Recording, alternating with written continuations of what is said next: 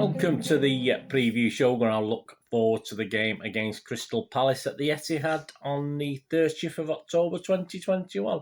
3 p.m. kickoff again. We're getting a few of these, aren't we? Perhaps we're not that good to watch on telly anymore, so they're not sticking us on telly. But hey, there you go. Not too bad for me. I get to the home games, obviously all the home games, but obviously other people might have difficulties getting to watch our beloved team, of course.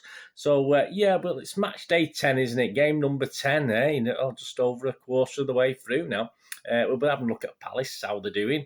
Of course, I'm trying to predict our 11 and Palace's 11 for this one. I've done okay recently. As I say, with it being a 3 p.m. kickoff here in the UK, it's not actually being shown anywhere. But of course, I'm sure City Plus will have a full match replay either at midnight or 1 a.m. the following morning. So keep your eyes out for that. Hopefully, we'll want to watch it again if it's a good result. Let's hope so, fingers crossed. In charge, Andre Mariner. He's not impressed. That's not impressed the Palace fans. I don't think they like Andre Mariner. I've not got into why they don't, but there you go. Adrian Holmes and Scott Ledger is linos. Fourth official, Anthony Taylor. Yeah, so perfect storm, this, isn't it? VAR, we've got Lee Mason, another one who obviously isn't popular with Palace fans as well. So perfect storm for them as well, by the looks of it. And his assistant is Ian Hoosin. Last time out, of course, wasn't that long ago, was it? Well, probably was, 9 months? 8 months? 17th of January, of course, in an empty stadium, as it was all those games last season. Just it seems weird now, doesn't it? 17th of January 2021, of course, a 4-0 win. We were just on our run then, weren't we? That was going to, I think that took us second in the league at the time, a run that was going to blow everyone else away, of course. A couple from Stones. There you go. 2 goals from John Stones. Gundogan and Sterling added the other 2. A Sterling goal. There's a rarity. But quite an easy 4-0 win after obviously a couple of seasons where they did quite well, didn't they, at our place? But there you go. Overall record at home to Palace. We've played 29, won 16, drawn 7 and lost 6. We've scored 57 goals. And let 27 in. So, yeah, pretty impressive. That's not too bad. Please check out my little History Boys feature for a look at a game back in 1989 with Steve Coppell's Crystal Palace visiting Main Road. Interesting. I was there at that one. Interesting game, so please check out my History Boys feature. And of course, we look at the odds as well, don't we? Please check out my odds show as well on City versus Palace, looking at some value there. And the charity bet, I'm hoping for goals in this one for the charity bet. So a few more goals than there were against West Ham without penalties, of course. But there you go. Yeah, to win the game, City are 1-6 on, best price. A draw is 15-2. And Palace, for a Palace win, you can get 18-1. So if you fancy them to do what they did 3 or 4 years ago, I can't remember now. It doesn't seem as long ago as that, but it probably is. There you go. That's not a bad price. Right, Palace, they sit 15th at the moment. Of course, they've got the wonderful ex-City legend, haven't they, Viera in charge of them. I'm sure Palace fans won't take offence. Then again, the Southerners aren't. The Chelsea fans used to when we said about Lampard. So probably Palace fans think the same when we say it. They don't really understand our sense of humour, do they? But yes, ex-City legend Viera, of course, is in charge. I mean, some people think he'll come back to City one day as a manager. Who knows? He'll have to do a little bit better, perhaps, than he's doing at the moment. But it's early days, of course it is. In the 9 games, they've won only one, an excellent 3-0 win over Spurs, but it's not such great shakes, is it? It's only us that can't beat them by the looks of it. That was at Selhurst, of course, back in early September. They've drawn 6, so they've won 1, drawn 6 and lost 2. It's not overly impressive. I mean, the recent form is quite good, actually. A deserved draw at the Emirates, which they thoroughly deserved. That was split in between 2 home games, which they drew with Leicester and Newcastle. But both of those games were early on the balance of play. They perhaps should have had all 3 points in both games. They are creating chances, as I said. Even Benteke's weighed in with a couple recently, but 11 goals overall in 9 league games sort of tells its own story. So obviously Viera's got his work cut out, but it is early days, as I said, and there is evidence that improvements will happen. But obviously, the current position, they need to start picking up some points to move up the league. While they sit 15th, obviously could get dragged into a relegation battle, but I think there's enough there for them to be okay. So yeah, my team, my pick for their team. This will be an interesting one. Let me know what you think. I fancy Zaha to come back in for this. He didn't play in the last game, although I don't expect many changes apart from that. They keep a pretty regular back line, so I'll keep that the same. So I'll go with this team. Let's see what you think.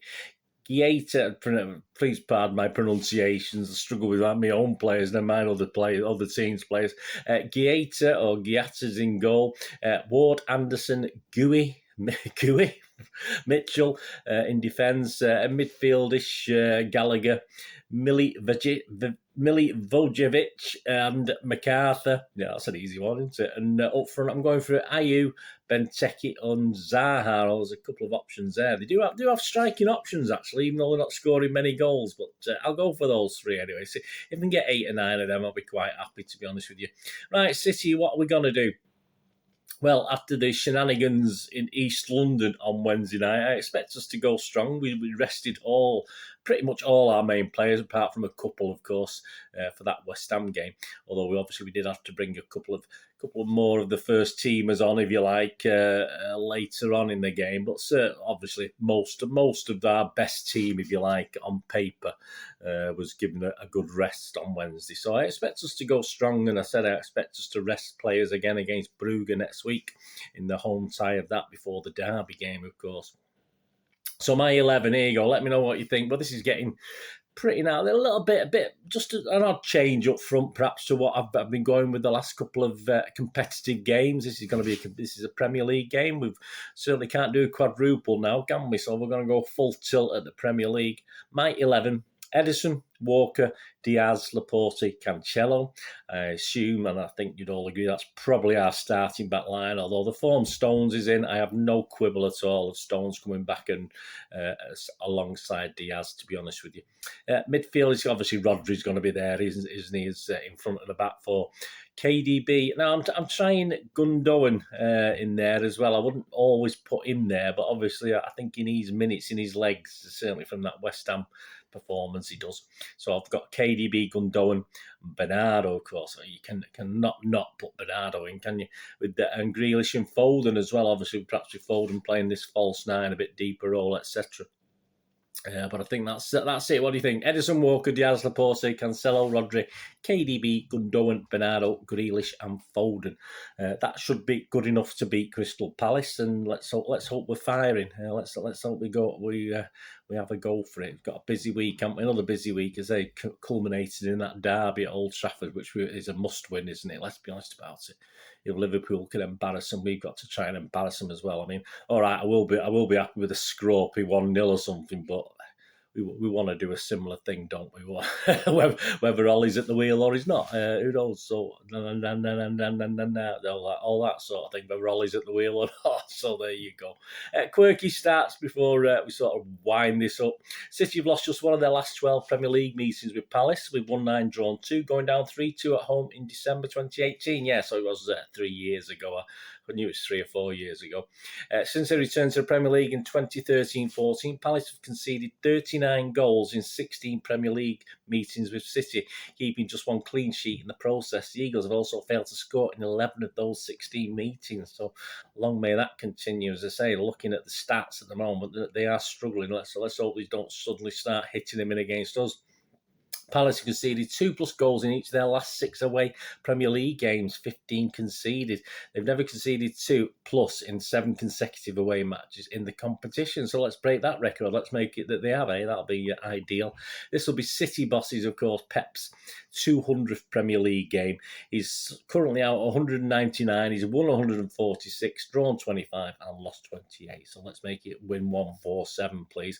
Whatever the result, the Spaniard has won more than of his first 200 in the competition than any other manager to reach the milestone. Yeah, obviously did that recently, didn't he?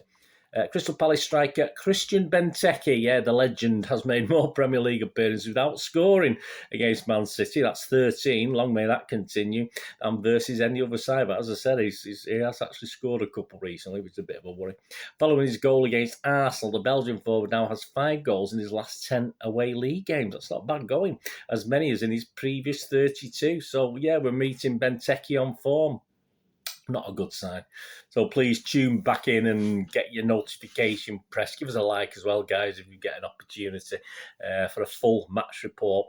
I will try. Obviously, I usually get home about 6:30, and then I'll try and put it all together and get it out for Saturday evening. And obviously, as long as everything's working fine, I'm not called to do anything else, obviously on a guest anywhere or do anything else, I'll try and get it out Saturday night for you. But worst case scenario, please check in with my match report on Sunday. Obviously, that'd be absolutely brilliant if you can do that.